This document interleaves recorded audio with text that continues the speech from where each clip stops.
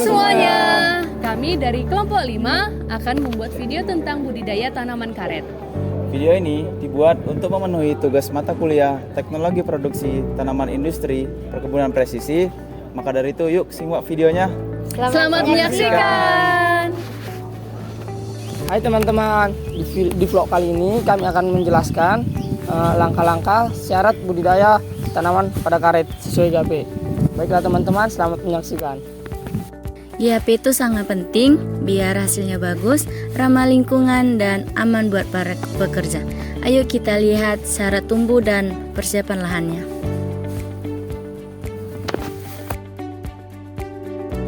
Syarat tumbuh dan persiapan lahan.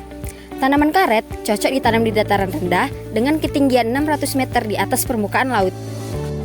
Curah hujan yang ideal bagi tanaman karet yaitu 1800 mm sampai 2500 mm per tahun dengan distribusi merata sepanjang tahunnya.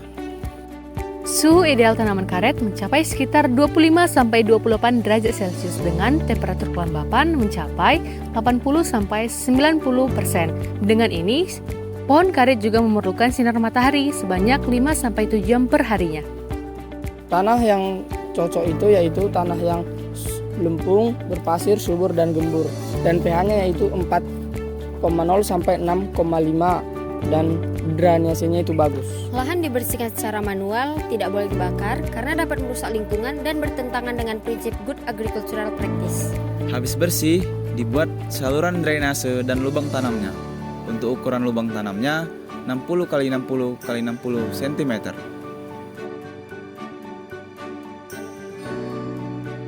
Bibit yang digunakan tuh sebaiknya biji dari hasil okulasi, bukan biji biasa.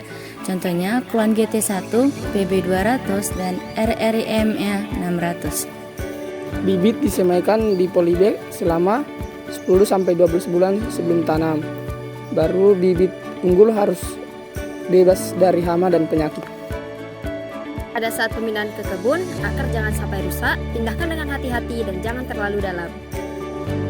Penanaman pada saat awal musim hujan dengan jarak tanam yang ideal yaitu 6 dikali 3 meter agar tajuk pada tanaman karet bisa tumbuh secara maksimal. Lubang diisi dengan campuran topsoil dengan pupuk dasar seperti kompos, dolomit, NPK. Nah, setelah ditanam, tanah di sekitar batang ditekan dengan ringan, kemudian disiram. Tanaman karet harus dirawat dengan rutin. Penyulaman dilakukan jika ada bibit yang mati dan maksimal di umur 6 bulan.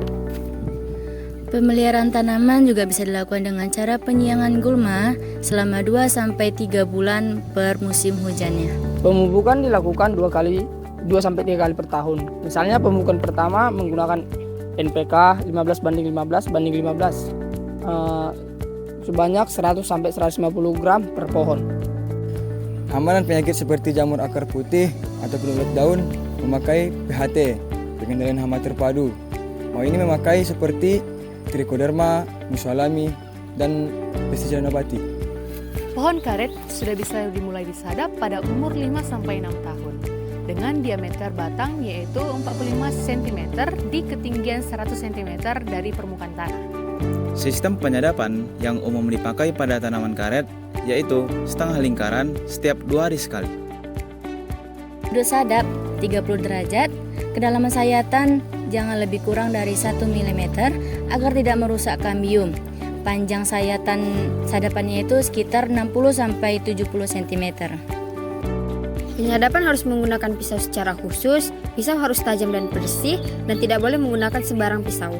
Kita akan menetes selama 3-4 jam. Kita bisa menggunakan wadah plastik atau keramik. Jangan menggunakan wadah kaleng karena bisa berkarat. Teks dikumpulkan pada pagi hari dan segera langsung diproses. Nah, kalau kita menyimpannya sementara, kita bisa menggunakan koagulan seperti asam formal. Getah bisa diolah menjadi 2. Yang pertama itu ada karet lembaran atau sheet, dan yang kedua itu ada karet remah atau wokar. Yang terpenting, semua proses harus bersih dan higienis. Jangan sampai getah terkontaminasi oleh kotoran. Inilah teknik budidaya tanaman karet sesuai GAP. Semoga bermanfaat. Dadah!